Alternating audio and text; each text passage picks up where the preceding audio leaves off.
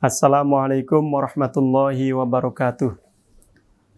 Alhamdulillahi wa kafa, wassalatu wassalamu ala nabiyyinal mustafa, wa ala alihi wa ashabihi min ahli sidqi wal wafa, wa la hawla wa la quwata illa billah, amma ba'd.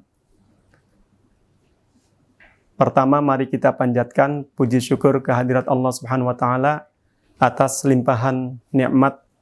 Salawat dan salam semoga selalu tercurahkan kepada baginda Kanjeng Nabi Muhammad sallallahu alaihi wasallam, kepada keluarga, sahabat dan pengikutnya ila yaumil qiyamah.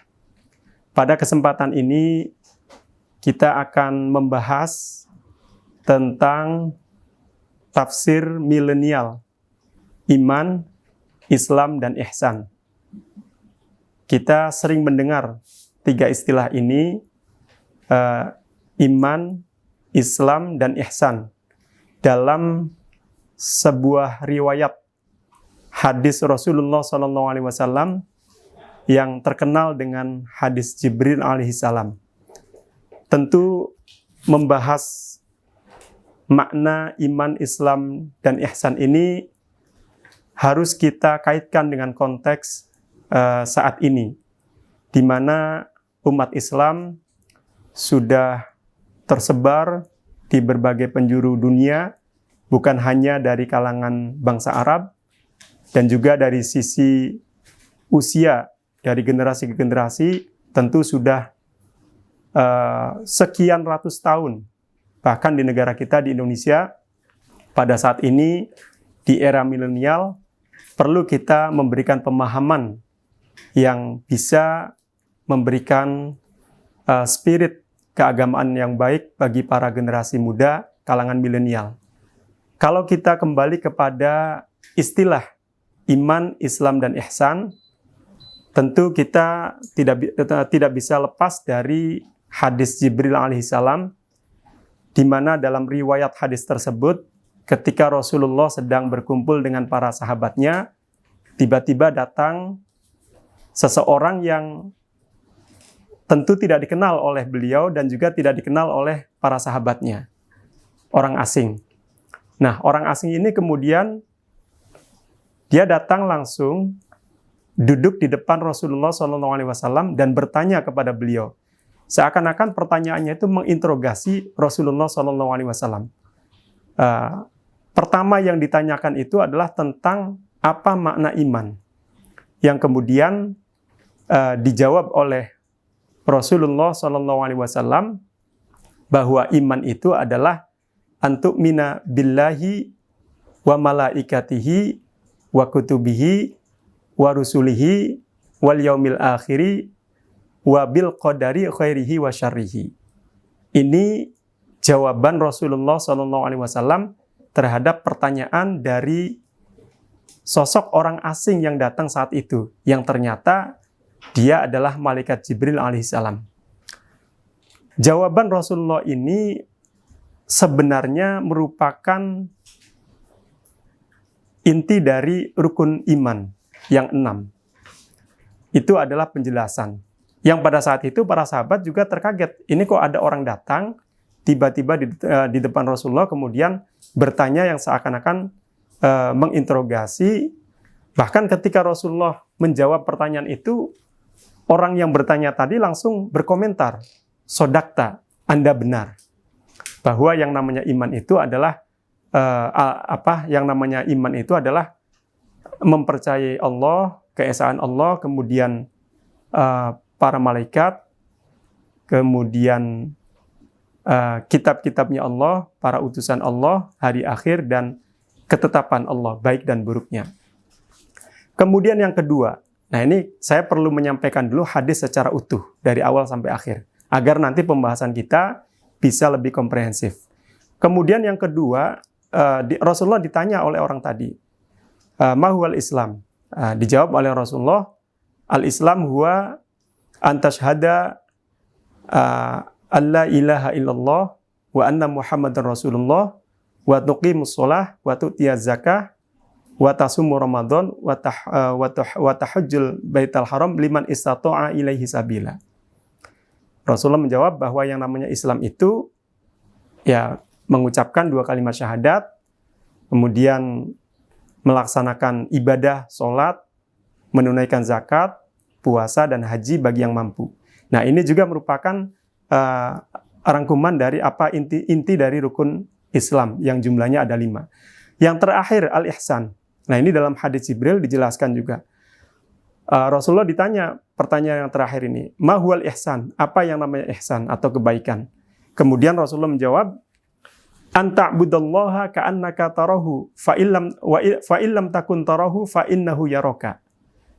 Nah, Rasulullah menjawab bahwa yang namanya ihsan itu adalah kita menyembah Allah dengan keyakinan seakan-akan kita melihatnya.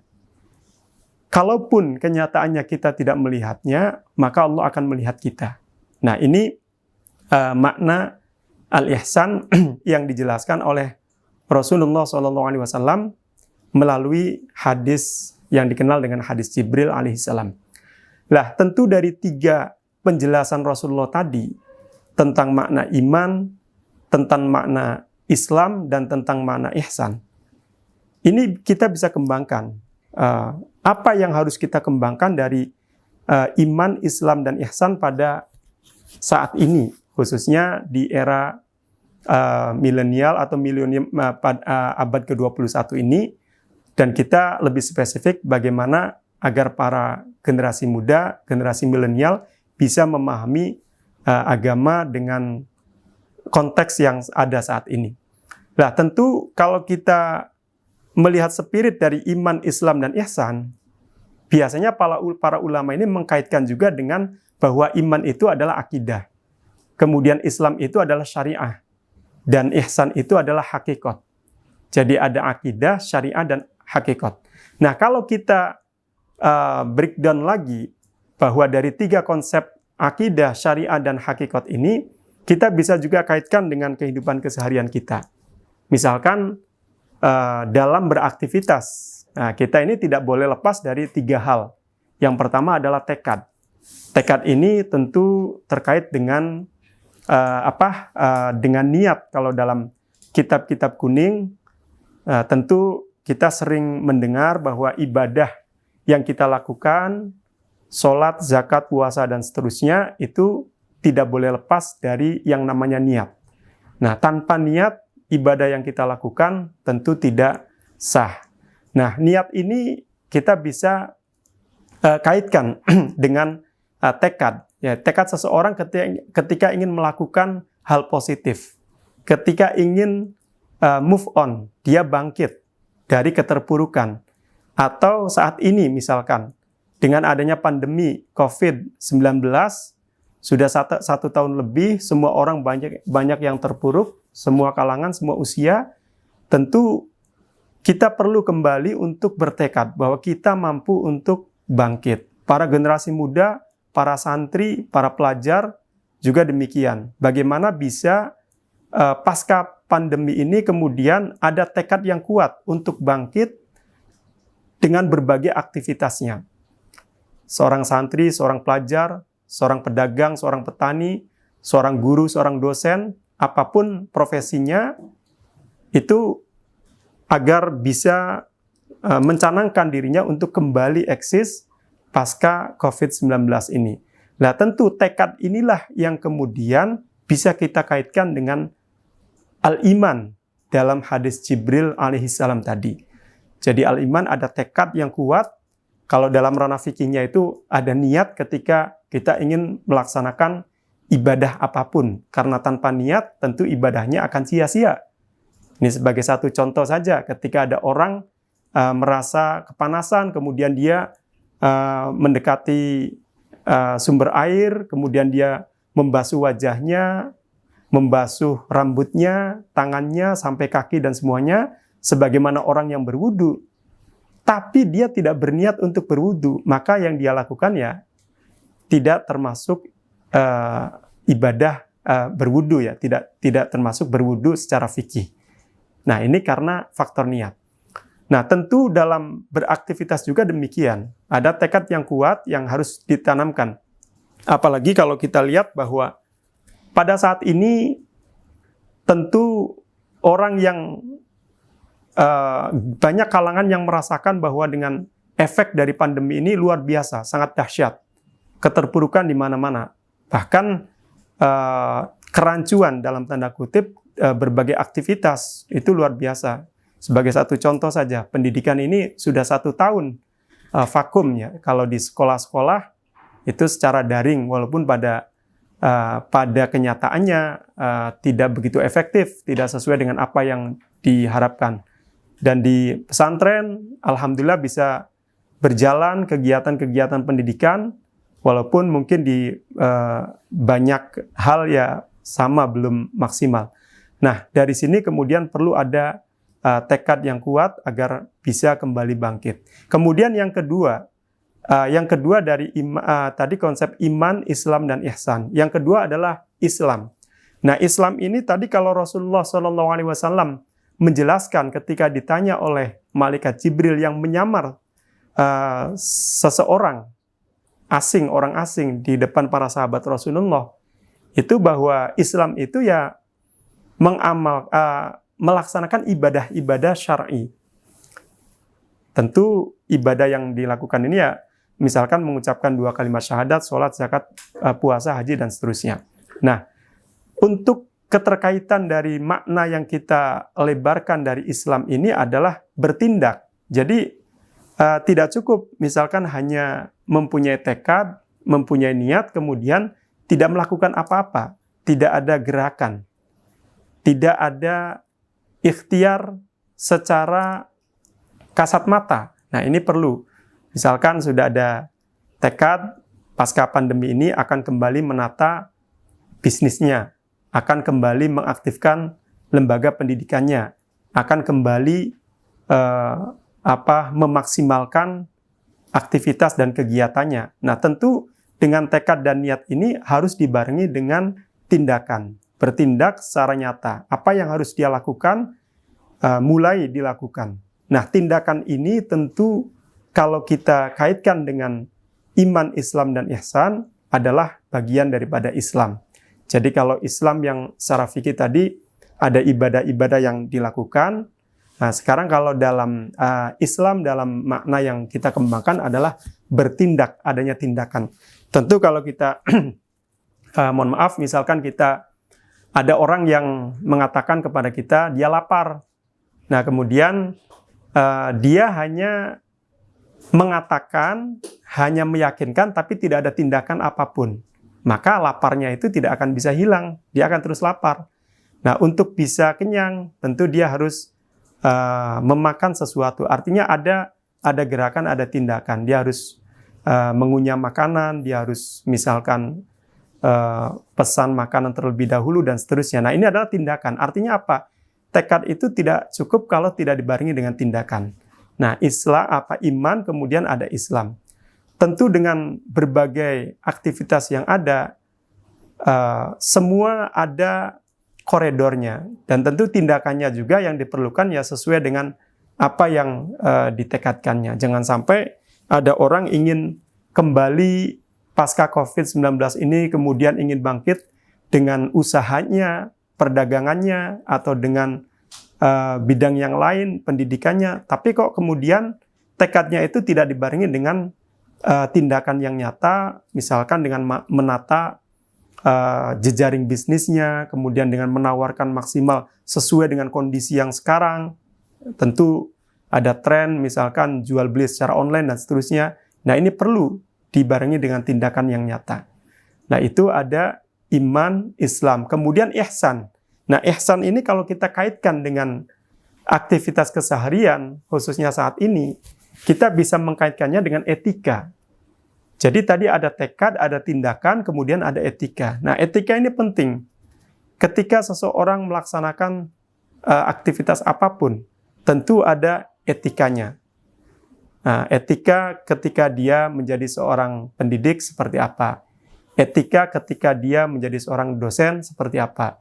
Etika ketika menjadi tokoh masyarakat seperti apa? Etika ketika menjadi pengusaha, petani, sebagai birokrat, dan seterusnya, tentu ada etika masing-masing. Nah, etika ini kalau kita kaitkan dengan konsep iman, Islam, dan ihsan, itu masuk dalam kategori al-ihsan. Makanya tadi Rasulullah SAW ketika menjelaskan di depan para sahabatnya, ditanya tentang ma huwal ihsan, beliau menjawab bahwa al-ihsan huwa an ta'budallaha ka'annaka tarahu fa illam takun tarahu fa innahu yaraka. Seakan-akan ketika sampean beribadah, kata Rasulullah, sampean melihat Allah walaupun pada kenyataannya kita tidak melihatnya. Nah, kalaupun tidak melihatnya, maka Allah pasti melihat apa yang kita lakukan. Nah, tentu dengan ihsan atau etika ini, maka segala sesuatu itu akan menjadi indah. Tanpa ihsan, aktivitas dan kegiatan kita, tekad kita, tindakan kita, tentu yang dilihat dan yang dirasakan itu tidak menjadi sempurna. Jadi kalau kita mengilustrasikan sebuah produk, makanan misalkan, makanan itu sudah jadi, kemudian makanan itu sudah diberi nama, nah tinggal bagaimana covernya, bagaimana bungkusnya. Nah, agar lebih indah, agar lebih sempurna, agar maksimal, tentu produk makanan tadi atau produk tadi harus diberi cover, diberi bungkus, yang mana bungkusnya itu diperindah, sehingga orang yang melihatnya akan tertarik. Apa yang kita tawarkan menjadi sesuatu yang luar biasa bagi orang lain yang melihatnya, dan orang lain yang akan membeli produk kita. Nah, ini etika. Begitu juga ketika misalkan berkomunikasi, berinteraksi dengan siapapun. Dia kapasitasnya sebagai apapun. Nah, ini perlu ada etika yang di situ diperhatikan dan diterapkan. Tentu ini semua akan memberikan hasil yang maksimal. Jadi ada iman, Islam, dan ihsan. 3 ini kalau tadi sudah saya singgung, kalau para ulama biasanya mengkaitkan iman itu dengan akidah, Islam itu dengan syariah, kemudian ihsan itu dengan hakikat. Nah, kalau kita kaitkan dengan konteks saat ini, dengan kondisi kita pada saat ini, kita juga bisa mengkaitkan bahwa iman itu kita implementasikan dengan adanya tekad, kemudian Islam itu adanya tindakan, kemudian ihsan itu adanya etika. Nah, ini yang saya maksud, tekad, tindakan, dan etika ini kalau kita ingin mengambil spirit dari hadis Jibril alaihissalam tentang iman, Islam, dan ihsan untuk kita terapkan dalam kehidupan keseharian. Jadi apapun aktivitas kita bisa menjadikan iman, Islam, dan ihsan ini sebagai barometer. Karena tadi ada tekad, ada tindakan, ada etika. Nah, tentu bagi kalangan milenial dengan berbagai aktivitasnya, dengan sesuatu yang mungkin belum terbayang pada masa sebelumnya, dengan sesuatu yang saat ini menjadi real dan menjadi sesuatu yang booming, padahal pada periode-periode sebelumnya belum terlintas. Nah, ini spirit hadis Jibril alaihissalam tentang iman, Islam, dan ihsan ini masih bisa diterapkan, masih bisa diimplementasikan. Tentu dengan harapan bahwa generasi muda saat ini dengan kemajuan yang ada masih terus memegang apa yang sudah difahami oleh para ulama, oleh para pendahulu-pendahulunya tentang iman, Islam, dan ihsan.